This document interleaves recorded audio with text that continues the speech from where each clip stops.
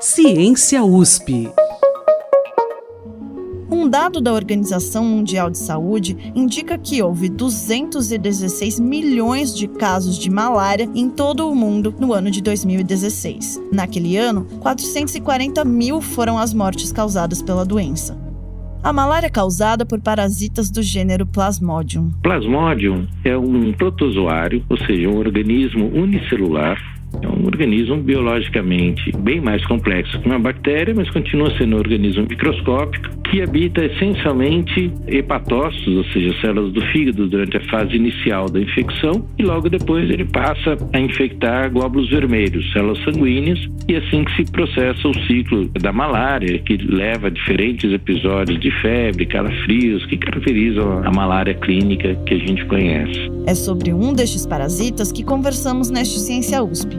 Mas também vamos falar sobre pneumonia. O que ela tem a ver com a gripe? Meu nome é Silvana Salles e você me acompanha neste mergulho nas descobertas da ciência.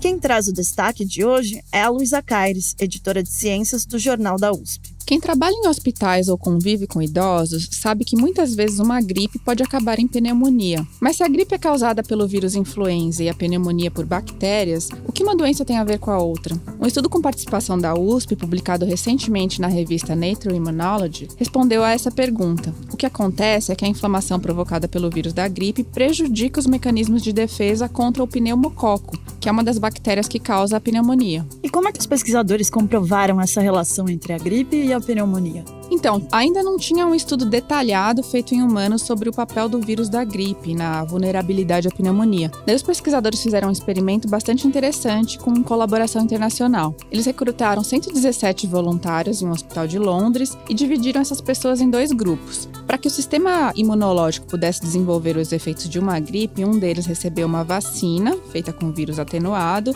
que afeta somente o nariz. E o outro grupo recebeu um placebo. Mas nem os médicos nem os voluntários sabiam quem estava recebendo a vacina e quem estava recebendo o placebo. Esse método é o chamado duplo cego. E qual foi o passo seguinte? Depois de 3 dias, todos os voluntários foram infectados com pneumococos, mas só uma parte deles desenvolvia a colonização do nariz por essa bactéria. No final, eles tiveram coletado um líquido depois da lavagem do nariz com soro fisiológico. Daí as amostras foram enviadas para análise. Tudo isso com a ajuda da bioinformática, que é um campo importantíssimo que está crescendo. E em que os resultados deste estudo vão ajudar na prática? O Helder Nakaya, pesquisador do Centro de Pesquisa em Doenças Inflamatórias, o CRID, que fica na USP em Ribeirão, explicou para a reportagem do Jornal da USP por que a gente deve mesmo olhar com mais atenção para a gripe em pacientes como idosos. Se a imunidade já está comprometida, com a gripe ela diminui ainda mais, e a colonização pelo pneumococo, que é uma coisa que já acontece em quantidades inofensivas no nariz de muita gente, se transforma em pneumonia. Geralmente, o tratamento é feito quando a pneumonia já está acontecendo, e olhando para o momento anterior, que é o que fez esse estudo, dá para pensar em outras opções de tratamento e até de vacinação. Você encontra mais informações sobre essa pesquisa no site jornal.usp.br. Legal, Luísa, obrigada. Até mais.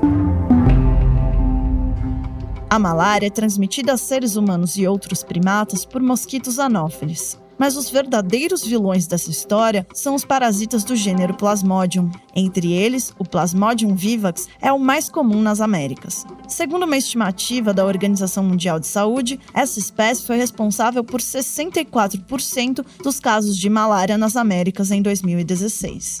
Pegue um mapa-mundi. Pode ser num atlas impresso ou no aplicativo de mapas do seu celular. Imagine uma linha sinuosa ligando a América ao sudeste da Ásia pelo Oceano Pacífico. Imagine outra linha sinuosa saindo do sudeste da Ásia, subindo um pouco para o norte e se esticando pelo litoral do Oceano Índico até chegar ao Mar Mediterrâneo. Essas duas linhas estão unidas por um nó. Até recentemente, os cientistas acreditavam que o Plasmodium vivax teria surgido no sudeste da Ásia, ali onde está o nosso nó imaginário. A partir desse nó, a malária teria se espalhado pelo mundo seguindo nossas duas linhas. Mas uma pesquisa publicada na revista científica PNAS conta uma história diferente. Para entender qual é a importância desse estudo, eu conversei com Marcelo Urbano Ferreira, professor do Instituto de Ciências Biomédicas da USP. Marcelo não participou da pesquisa, mas estuda a malária há 25 anos e topou comentar o trabalho. Trabalho esse que discute a seguinte hipótese. de que a origem de Plasmodium vivax, que é um parasita importante como causa de malária humana, teria sido na África e não no Sudeste Asiático, como durante muito tempo se supôs. Por que você achava que esse Plasmodium vinha da Ásia? Essencialmente porque na Ásia existem macacos infectados com parasitas muito semelhantes a Plasmodium vivax. Então a ideia é que o Plasmodium vivax tivesse se originado através do que a gente chama de transferência lateral. O parasita de uma espécie determinada de hospedeiro acaba se adaptando ao longo de muitos anos à infecção de uma nova espécie completamente diferente da anterior. Na África, por outro lado, havia duas questões que tornavam a hipótese de origem africana muito menos provável para vivax. A primeira delas é que não havia, até recentemente, descrição de parasitas semelhantes a Plasmodium vivax em primatas não humanos da África. A segunda questão é que malária vivax, hoje na África, é muito rara. Ela ocorre em alguns sítios específicos da África, principalmente no norte da África, países como Etiópia, um pouco o Sudão. Também ocorre na África Ocidental, na Mauritânia, mas sempre nos países ao norte do deserto do Saara. Na África subsaariana, que era a principal área endêmica de malária do mundo, não existe praticamente Plasmodium vivax circulando em populações humanas.